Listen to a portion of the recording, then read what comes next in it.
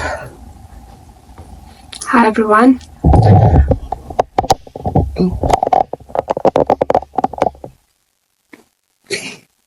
I don't know what I'm doing.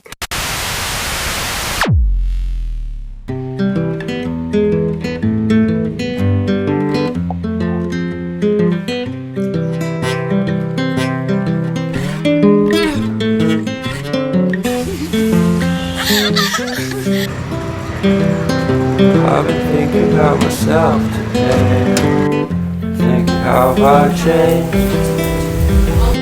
how I really don't care if you are here or if you don't stay. So, this is going to be a bit different from my usual videos. It's going to be a chit chat, get ready with me kind of a video because I really want to talk. Plus, I have not done my makeup in quite a while now, so I really want to do my makeup, sip some tea, and just talk. And I want to reflect on the last year of my life because, as we all know, I mean, not we all know, but at least to me, I feel 22 is quite a milestone. I mean, we have songs by Taylor Swift on 22. Even most of the coming of age movies are about 22 and being a young adult and how we navigate life. So I'm just going to talk about the last year. It was quite a year for me.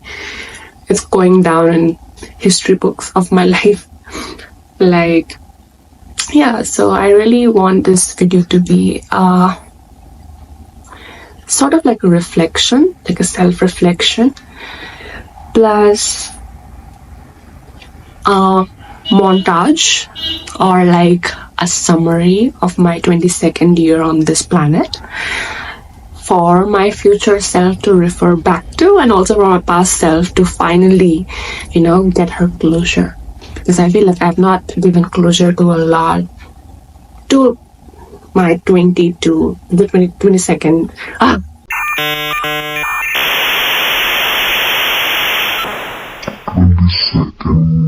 Maybe 2-year-old self. God, I'm sorry. I need to give her a closure. We're gonna start our makeup and then we're gonna go get into the video. So, why am I making this video now?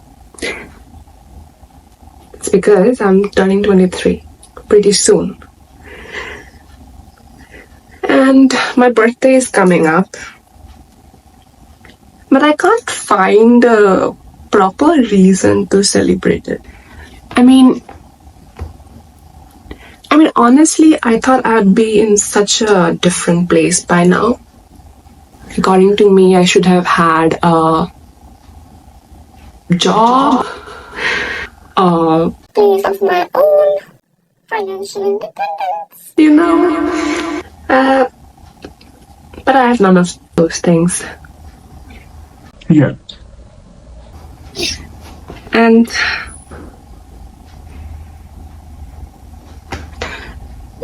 honestly, I thought I'd been such a different place by now. In every way. So yeah. I mean, I wanted my 22nd year to be such a significant year. But instead, I'm still unemployed. I live with my parents. I don't have a social life whatsoever.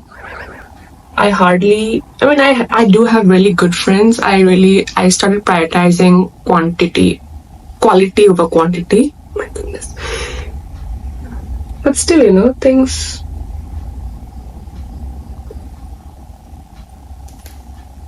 just did not turn out the way I wanted them to.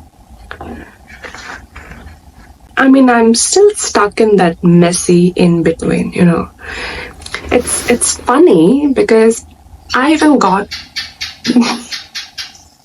the confirmations. Anyway, I even got my commercial pilot's license. December 2023. And I really thought my life would turn for the better.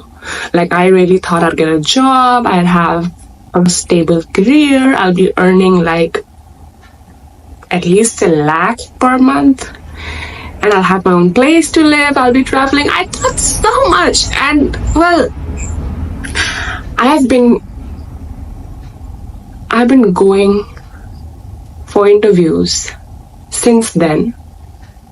I mean, it's not a lot of interviews, but yeah, it's a good number, all right? And I have got rejected from every single one of them. And in pilot screenings, like in our job screenings, we have like 5 or 6 stages, right? I get rejected in the first stage each and every time.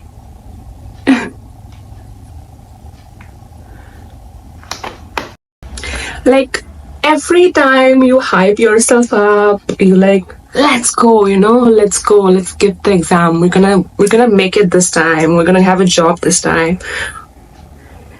It's like universe is saying, no, not this time. Back to square one. It's so disheartening, and it's not just my career, It's not just my career as a pilot that's in pause right now. It's a lot of other things, like my modeling, for example. I wanted to be a pageant girly for so long. Like, I wanted to participate in Miss India. Actually, I wanted to participate in Miss Universe India, but I did not have the courage to do so. So I instead thought I'll just, this year, because nothing is happening in my pilot, in my aviation career, maybe this is the universe nudging me to,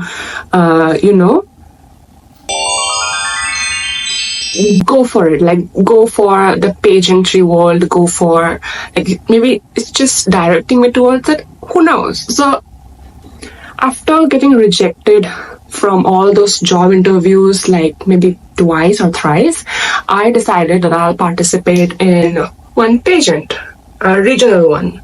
So I went ahead and participated in North, right? And it was going great. Like, I had a really good time there, and I really thought I could win that pageant because, honestly, maybe be the top 3. Being the top 3, right? Not even, if not win, then at least being the top 3. Not because they were not good competition, there were, but I was confident, okay? But then, I don't know, maybe it just got into my head because everyone was saying, like, oh, she's really good and all.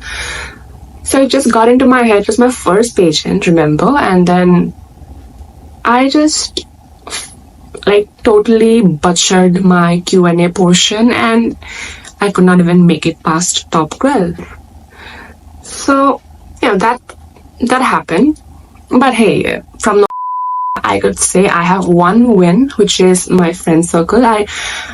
I met some really beautiful souls there, like soul sisters, and they're still in touch with me, and we're still like friends, and it's beautiful. So that's a win. That's a plus. And a week from my finale, almost a week, okay, I went to participate in Miss India Assam auditions. And quite frankly, I did not go there to win. I just went there to have some fun, and my girlies were also participating there. So I was just going there to cheer them up. Of course, a part of me, I'm very competitive in nature, so a part of me always wanted to win, but then 80% of me was like, I'll just go have fun, relax, chill, give my intro, come back, look pretty, smile. So I was very relaxed. I was hoping for someone else to win because they are really good girls, okay? Like, there was one, I was telling her, you would definitely win. So yeah, I wanted her to win. And remember, my goal was not Miss India, it was Miss Universe India. But anyways, so I gave the audition, I came back home, and then I was like, the results were announced, and I see me, like I am Miss India Assam. I went there, and I mean, of course, it was quite fun, but it was also when things started to fall apart. My whole journey, I was such a pessimist. I performed so average. I performed so below my own caliber. Like, not because I wasn't capable, or because I wasn't even trying. I completely gave up even before the competition started. Like, I was like, why was I even selected for this? I'm not even pretty. Like, I started comparing myself to everyone. I started living focused so outwardly that I could not even comprehend my own potential, or like, I mean, I knew what I was capable of, right? But I just won't acknowledge it. I lost even before the competition started. And I did not even bring in like 50% of what I could do. I performed so below average to average every single day. Online, I was fine. I looked pretty fine online. That's why my friends and family were like, you're gonna win, you're gonna win. But offline, in the boot camp, when we were doing our promotional shoots, or even when interacting with everyone, I was such a drag. I know that because now that I can see myself from a third person perspective, I was such a drag. I won't talk to anyone. It was a mess. And honestly, I think that really reflected badly on my entire performance, because I started comparing myself to everyone there, and I could not see my own beauty, could not see my own potential, and well, I did not. I ended up not even making it to top 15. And weirdly, it's not even the losing that hurts me. It's the fact that I did not even got to show my potential. I didn't even trust myself enough to show my own potential to everyone else. Like, I was so scared to be seen, to be seen and to be perceived by others. And that's what really hurts me. There is something so unsettling about living with your parents unemployed. It's not even about them, it's about how the world views you. You start questioning your worth, yourself, your caliber, everything, like your existence itself. I thought after getting my pilot's license, I'll be soaring, like literally and figuratively. But I've done nothing. After December, it's just been rejection after rejection, left and right, heartbreak after heartbreak. I mean, I'm not even gonna talk about my love life because there is no love life. There has not been a love life. I know. I mean, rejection after rejection. I mean, there are 5 stages in a screening, in a job screening, and I can't even clear one stage. Like, what? After a point, you start wondering, am I even good enough? Or is something wrong with me? And then the world adds to it. Like, there is the clock ticking, and it tells you that if you are not successful by 22, then you are broken.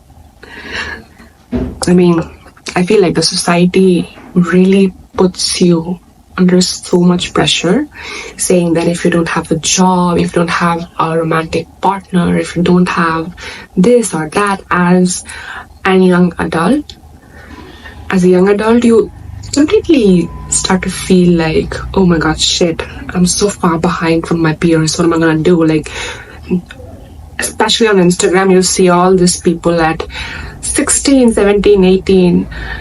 Like they're teenagers and they're millionaires and multi-millionaires, and it's like, oh my god. Like I'm 22 and I have nothing. Like I'm 22 and I have no Instagrammable wins. You know what I mean? Because I'm not successful already, I'm failing. I'm behind. I'm done for. What am I even doing? Like my mom had me, my father and my mother, they were married. Oh, my father had a good enough job. He had his own home. What am I doing? I'm 22. What am I even doing? You are somehow behind the imaginary schedule that everyone has put on their calendar, and you have to feel guilty about it, because if you don't, then why do you even exist? And I'm sorry about all the background noises, but yeah.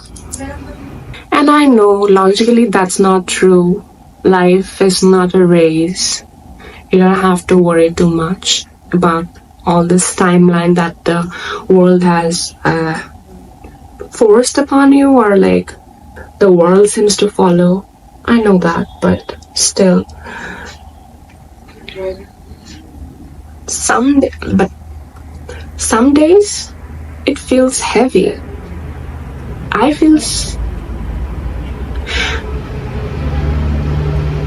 can't put it into words anymore, you know, what I feel some days. Like, I'm stuck between chasing this big dreams and then being paralyzed to even open my emails, you know. That's how it feels some days. Like, there is this weird ache inside because you know you want more, you know you're meant for more, and yet the more is like not coming. I mean, at the same time, even lifting a finger feels like heavy work. You know you want to achieve your potential, but yet you don't have the energy to do so. It's like the in-between of a deep hunger and then a very, very deep exhaustion. And nobody talks about this. Like, I have not heard anyone talk about this phase at all. Like, sure, there are motivational videos, there are videos on discipline and how to achieve things, and there are also videos on how to, you know, accept your bed rotting phase. But there is no information on the internet about how to accept this in between phase, like the transition period, or like being stuck. Confirmation. Like the part where you are still trying, you're still here, you're still working, even if it is messy, even if it is like, even if it feels like too much, you know, even if it feels like you're giving up when actually you are just trying as much as you can. Nobody talks about this. For me, now it's been a year of that, honestly. A year of giving up midway. It's been a year of half trusting myself, then half betraying myself. And the crazy part is, there are still so many moments that I'm proud of. Even if they are not very shiny, Instagrammable wins. I'm saying this word a lot, right? Because I'm off Instagram, and that's why I'm saying this. Because I'm off Instagram for this very reason, because I don't have any Instagrammable wins anymore. I don't have them. I've been off of Instagram for a long time now. I don't even remember since when.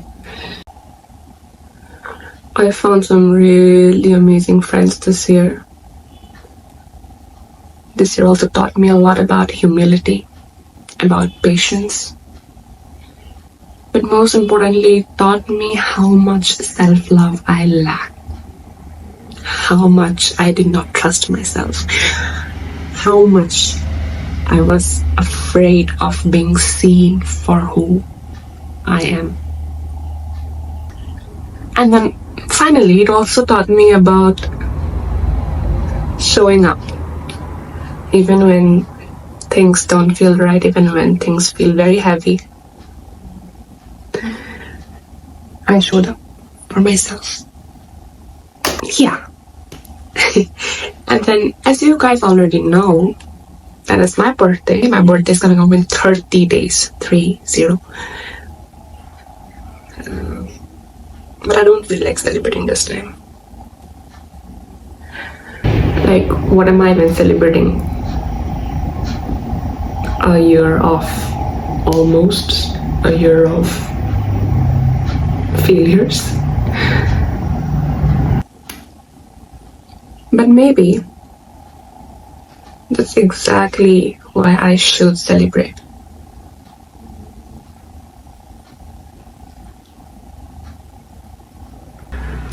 I mean, I might not have the trophies I imagined. I might only have piled up failures one after the other. But I do have one more thing, which is an inner strength and a self-awareness that all of these experiences brought to me. I mean, if I did not go through all of this, I might not have the awareness that I have about myself right now. And that's one important aspect of life as well. I mean, I used to think failure was this loud bang on the door, you know. Like, I felt like whenever failure comes, your life is gonna turn upside down and your life is just gonna become a total mess. But for me, failure just creeped in. It was like the slow settling in of myself into a version that I could not even recognize. I became somebody I don't know anymore. And that was failure in my own part. But if failure can creep in so quietly, I feel like healing can too. And I am healing. I'm starting to put my energy into creation, like this channel. And yeah, I'm starting to self-reflect. I'm starting to intellectualize into a growth mindset instead of a victim mindset. Like, I'm starting to analyze what did that experience try to teach me instead of why did that happen to me? Like, I'm starting to ask questions that are for my own good instead of questions that put me down, you know? And I think that is a win. That is a very big win for me. For somebody who used to constantly put herself down and constantly feel like she's not good enough, that's a very big win. And I've also learned that failure is not a full stop. It's like a chapter. It's like a messy chapter of your life. And yes, it is a messy chapter, but it is a necessary one. And even though I did not win Miss India, I did not get my job, my desired job, or I'm still living with my parents, even though all of this counts as failure, or even though I let the fear of being seen, of perceived, or even though I let all these fears take over me multiple times over the course of the last year, I still feel like when, you know, the situation presents itself the next time, I would choose differently. You know, I can still choose differently. And that's a superpower, right? Maybe, and maybe, just maybe, the real wins are still ahead. Maybe this is not the end of my story, which of course it isn't. But yeah, I mean, I want to believe in it truly, completely, wholeheartedly. Maybe it's just the end of the first big, messy, but necessary chapter. So, yeah, if you feel left behind, if you feel stuck, if you feel like everybody else is just racing ahead of you and you're just going nowhere, please, please, please give yourself some grace and know that I'm here. I'll always be here. My comment section is always open for all of you. You're not alone. I mean, it's not just me. Many people go through all of these things, you know. So